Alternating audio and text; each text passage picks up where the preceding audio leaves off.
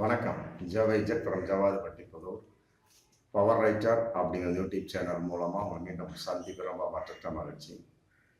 அத்தோட எங்கள் சேனலை சப்ஸ்கிரைப் பண்ணுங்கள், பெல் பட்டன் அழுத்த மறந்துடாதீங்க. அத்தோட எல்லாத்துக்கும் ஷேர் பண்ணுங்கள். அதாவது திட்டமிட்ட செயலா அல்ல அசம்பாவிதமா அப்படிங்கிறது இன்னும் கண்டுபிடிக்கப்படவில்லை.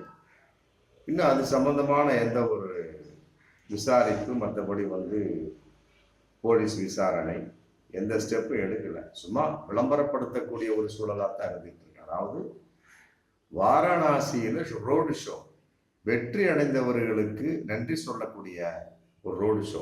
தன்னை எம்பியாக மீண்டும் தேர்ந்தெடுத்த மக்களுக்கு வெற்றி அடைந்ததற்காக ஒரு ரோடு ஷோ.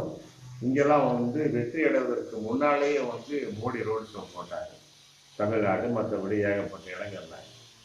ஆனால் அங்கே வாரணாசியில் ஜெயிச்சதுக்கு பின்னாடி, எம்பியாக ஜெயிச்சதுக்கு பின்னாடி, வாரணாசியில் நாடாளுமன்ற தேர்தலில் ஜெயிச்சதுக்கு பின்னாடி, பிறகு பிரதமராக வந்ததுக்கு பின்னாடி மக்களுக்கு நன்றி சொல்வதற்காக ஒரு ரோடு ஷோ போட்டு போயிட்டு இருக்க சமயத்தில் 2 நாளைக்கு முன்னால் செருப்பை வீசி அவர் கார் மீது எழுந்திருக்கிறார். அதான் இன்னைக்கு மிகப்பெரிய ஒரு வைரலான விஷயமா போயிட்டு செருப்பு விழுந்துருக்கு. அதான் திட்டமிட்ட செய்யலாம் அல்லது அசம்பாவிதம் என்று தேவை ஏதோ ஒரு வகையில் தெரியாமல் விழுந்திருக்கும் அப்படிங்கிற கான்செப்ட். மற்றபடி ஏதோ ஒன்றை தூக்கி போட்டிருப்பாங்க, அவர்களுக்குள்ள ஒரு சண்டை வந்திருக்கலாம், இல்லை பூக்களை போடக்கூடிய வகையில் அதையும் சேர்ந்து போட்டிருந்திருக்கலாம். இந்த மாதிரி ஏகப்பட்ட இந்த மாதிரி ஒரு அசம்பாவிதமான ஒரு சம்பவம் இல்லை திட்டமிட்டு செய்தார்களா அப்படிங்கிறது இன்னைக்கு பகிரங்கமான ஒரு கேள்வி. பொதுவாக ஒரு ஜெயிச்ச ஒரு வெற்றி பெற்ற ஒரு வேட்பாளர் ஒரு தொகுதிக்குள்ள நன்றி சொல்வதற்காக வர்றாருன்னா கட்டாயமா மக்கள் எதிர்பார்த்து இருக்கணும். பொதுவாகவே ஊபியை பொறுத்த வரைக்கும் பாஜக சரியான அடி. அங்கே அகிலேஷ் யாதவ் தான் சூப்பரா வந்துட்டாங்க. அதுல எந்த ஒரு மாற்று கருத்துமே கிடையாது. அப்படி இருக்கக்கூடிய சமயத்துல ஊபிக்கு இன்னும் பாஜகவை பொறுத்த வரைக்கும் எதிர்ப்பு ஏகப்பட்டது இருக்குது அப்படிங்கிறத பகிரங்கமான உண்மை. பொதுவாக அவர் வந்துவிட்டார்கள் என்பது ஒரு பக்கம் இருந்தாலும் 3வது தடவை இன்னைக்கு மோடி வந்திருக்கலாம். முதல்ல அதிக பெரும்பான்மையாக மற்றபடி எல்லா வகையிலும் யாரும் வென்றுவிட முடியாத அளவுக்கு வந்தார். இன்னைக்கு சந்திரபாபு நாயுடு மற்றபடி நிதிஷ்குமாருடைய உதயம் அடிப்படையில் வந்திருக்கார் 3வதாக பிரதமர். இருப்பினும் கூட நாடாளுமன்ற தேர்தலில் வெற்றி அடைந்த ஒரு தொகுதியில நன்றி சொல்வதற்காக வரக்கூடிய சமயத்துல அவரை நோக்கி அந்த காரை நோக்கி அந்த செருப்பை வீசிய ஒரு சம்பவம் இன்னைக்கு ஏன் அப்படிங்கிற மிகப்பெரிய ஒரு கேள்வி. கட்டாயமா இது அவரின் எதிர்ப்பின் வெளிப்பாடு அப்படிங்கிற இன்னும் இருந்துட்டு தான் இருக்கு. ஓட்டு போட்டவங்க ஏகப்பட்டது இருக்கலாம். போன தேர்தலில் 4.5 லட்சம் வித்தியாசத்துல வெற்றி அடைஞ்சார். 4.5 லட்சம் ஓட்டு வித்தியாசம். இன்னைக்கு 1.5 லட்சம் ஓட்டு வித்தியாசத்துல வெற்றி அடைஞ்சிருக்காரு. அப்ப 3 லட்சம் பேர் எங்க போனாங்க அப்படிங்கிறது இன்னைக்கு அது எதிர்ப்பாக மாறிவிட்டு. இன்னும் சொல்ல போனா ஊபியில ஏகப்பட்ட இஸ்லாமியர்கள் மிக பயங்கரமாக வன்கொடுமை செய்யப்பட்டார்கள், அல்லது கறி திங்கக்கூடாது, மாட்டு கறி திங்காது சொல்லி ஏகப்பட்ட பேர் வன்கொடுமைக்கு ஆளாக்கப்பட்டார்கள். இன்னைக்கு மிக படு பாதாளமான நிலையில இஸ்லாமியர் இருந்து கொண்டிருக்கு. இங்கும் பல சமூகத்துல பட்டியலின மக்கள், தலித் மக்கள் எல்லாமே கீழ்த்தரமாக நடத்தப்பட்டு கொண்டிருக்கிறார் அப்படிங்கிற பகிரங்கமான ஒரு தகவல் அடிப்படையில கூட இது இருக்கலாம். கட்டாயமா எதிர்ப்பின் வெளிப்பாடு தான். ஒருவரை நோக்கி ஒருவன் ஒரு பொருளை தூக்கி வீசி எறிகின்றார். சில பேர் எதிர்ப்பின் வெளிப்பாடா முட்டையை தூக்கி அடிப்பாங்க, சில பேர் கருப்பு கொடி காட்டுவாங்க, சில பேர் கருப்பு பலூனை விட்டுட்டு தன்னுடைய எதிர்ப்பை தெரிவிப்பாங்க, சில பேர் கண்டன குரல்கள் எழுப்புவார்கள், சில பேர் பதாகையில் வைத்து கொண்டு கோஷம் போடுவார்கள். ஆனா இது அப்படி இல்லை. செருப்பை தூக்கி மோடியை நோக்கி அடித்திருக்கிறது அவர் உள்ள உட்கார்ந்து இருந்ததுனால அது காரணப்பட்டிருக்கு, அவ்வளவுதான். இதே ரோடு ஷோ மாதிரி ஓப்பனா பண்ணியிருந்தா கட்டாயமாக அவர் மீது பட்டிருக்கும் அப்படிங்கிறது பகிரங்கமான உண்மை. அதாவது செருப்பை நோக்கி அவர் செருப்பை எடுத்து அவரை நோக்கி வீசிய ஒரு கருத்து. அது குண்டு துளைக்காத ஒரு கார், ஒரு 12 கோடி செலவு வாங்கப்பட்ட ஒரு காரு, சொந்த விமானம் கூட வச்சிருக்கிறாரு.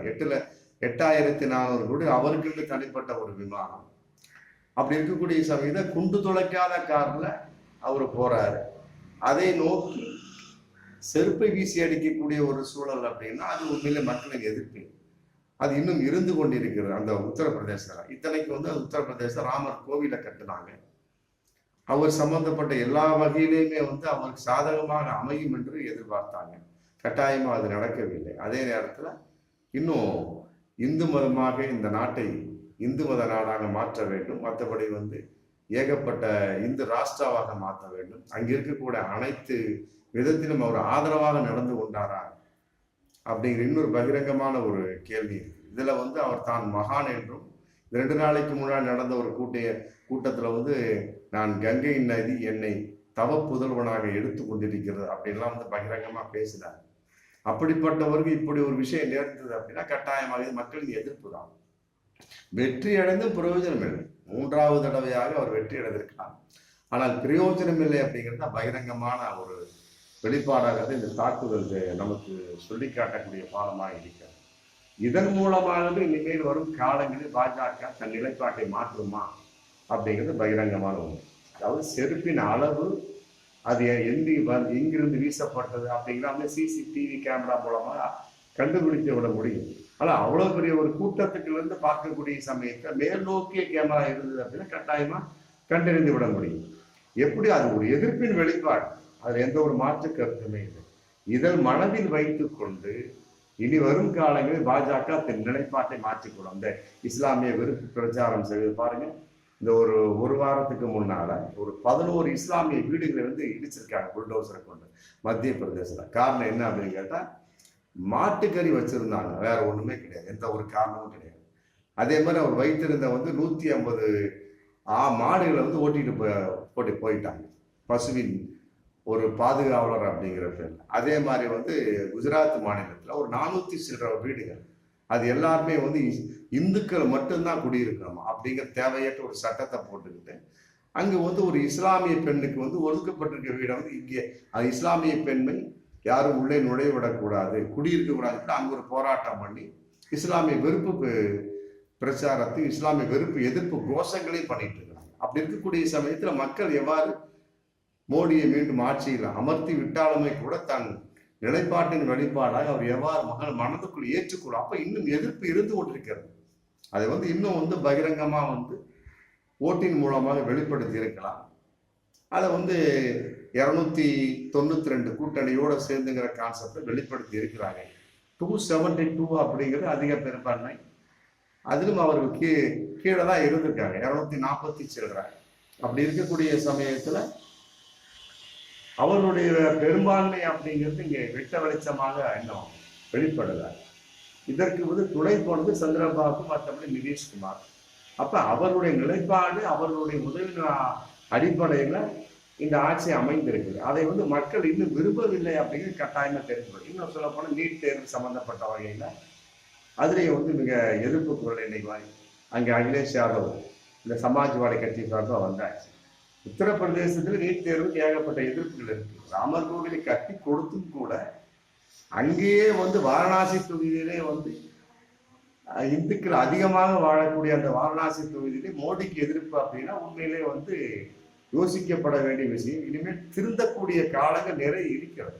ஆமா, பாஜகவுக்கு மக்கள் ஒரு வாய்ப்பு தந்திருக்கிறார்கள். அதன் மூலமாக அவரை இனிமேல் வெறுப்பு பிரச்சாரம் ஈடுபடக்கூடாது.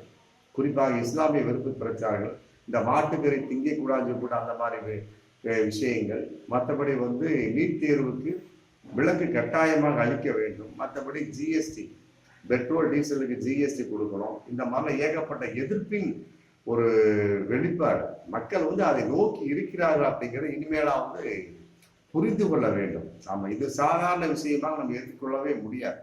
ஒரு பாரத பிரதமரை நோக்கி ஒரு செருப்பு வீசுதல் என்பது ஏற்றுக்கொள்ள முடியாது. உண்மையிலே கண்டனத்துக்குரிய விஷயம், அது எந்த ஒரு மாற்று கருத்தும் கிடையாது. அதே மாதிரிதான் இந்த விமான நிலையத்துல பிஜேபியினுடைய எம்பி கங்கனா ராவத் அப்படிங்கிற அந்த லேடியை வந்து கன்னத்தில் அறைந்தார். கன்னத்தில் அரைஞ்சவர் வந்து ஒரு பாதுகாப்பு அதிகாரி, அவர் அந்த மாதிரி ஒரு லேடி தான். இருந்தாலும் அது அரைஞ்சா அப்படின்னா நம்முடைய வேலையை விட்டு தூக்கிடுவாங்க அப்படிங்க எல்லாமே அந்த அம்மாளுக்கு தெரியும்.